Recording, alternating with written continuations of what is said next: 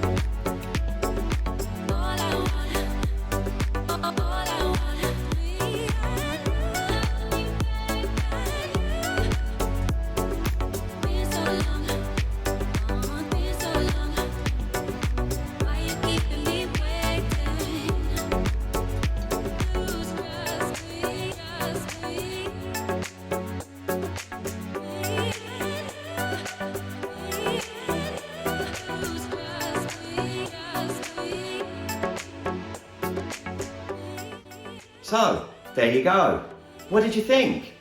Does it get your thumbs up?